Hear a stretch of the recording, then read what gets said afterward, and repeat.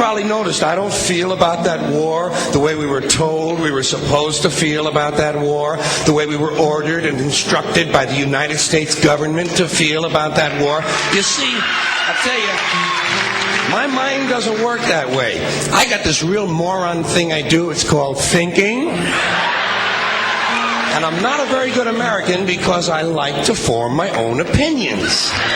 I don't just roll over when I'm told to. Sad to say, most Americans just roll over on command. Not me. I have certain rules I live by. My first rule, I don't believe anything the government tells me. Nothing. Zero. Nope.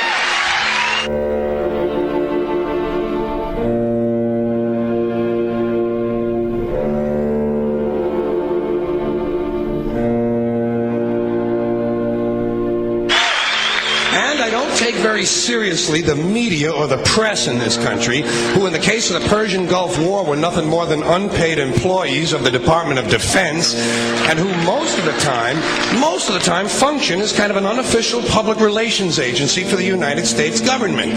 So I don't listen to them. I don't really believe in my country, and I gotta tell you folks, I don't get all choked up about yellow ribbons and American flags.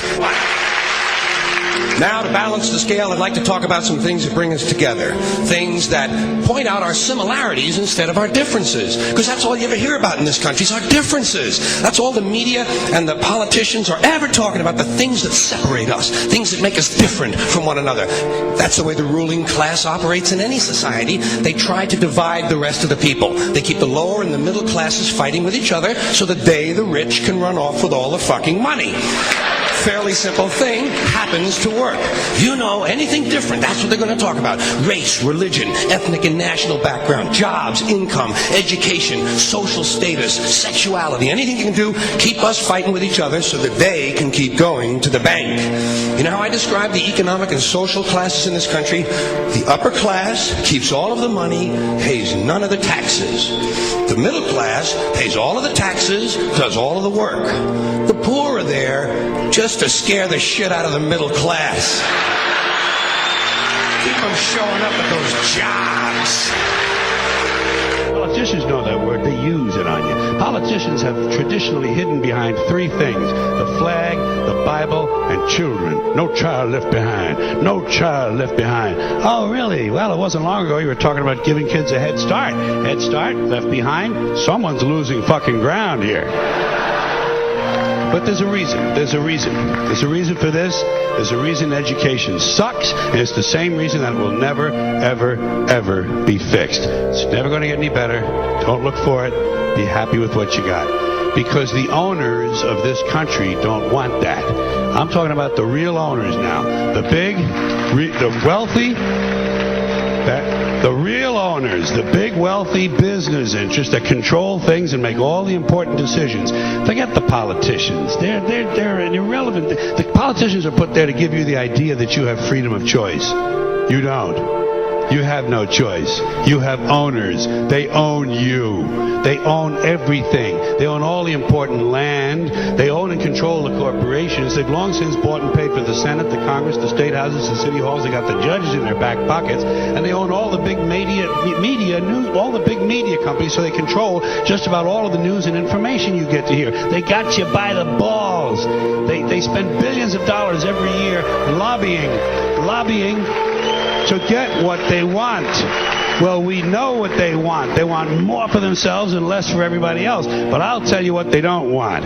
They don't want a population of citizens capable of critical thinking. They don't want well-informed, well-educated people capable of critical thinking. They're not interested in that. That doesn't help them. That's against their interest. That's right. You know something? They don't want people who are smart enough to sit around the kitchen table and figure out how badly they're getting fucked by a system that threw them overboard 30 fucking years ago. They don't want that. You know what they want? They want obedient workers. Obedient workers.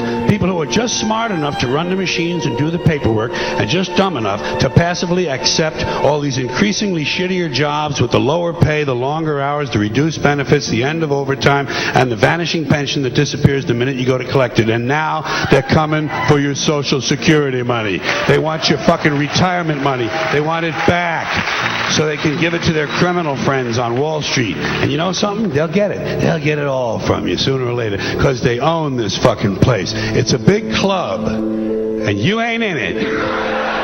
You and I are not in the big club.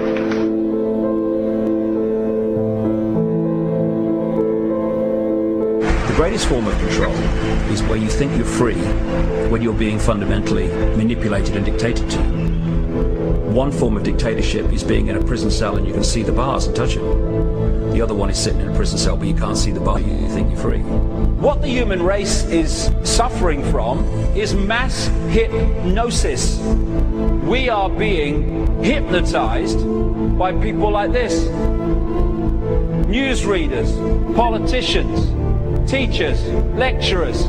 We are in a country and in a world that is being run by unbelievably sick people. The chasm between what we're told is going on and what is really going on is absolutely enormous. The greatest hypnotist on planet Earth is a oblong box in the corner of the room. It is constantly telling us what to believe is real. Historically, the control and manipulation of political opinion has been the Freemasons' main weapon in gaining control of countries and states. Once in control of the rulers and politicians of a country, laws and political structures could be changed in accordance with their agenda. However, since restricting the body does not necessarily mean restricting the mind, the Freemason recognizes that their plan for a global government hinges completely on subduing the masses to their agenda, and thus eliminating opposition to their cause. And the greatest threat to their plan, posing more danger than any army or law, is the threat of a free-thinking mind. In order to eliminate this threat and to achieve their objective, the Masons have set about the boldest plan ever devised: the complete control of every aspect of human life, your life. And the weapons they are using against you are in your very homes, entertaining you and your children, and gradually indoctrinating you without you even realizing.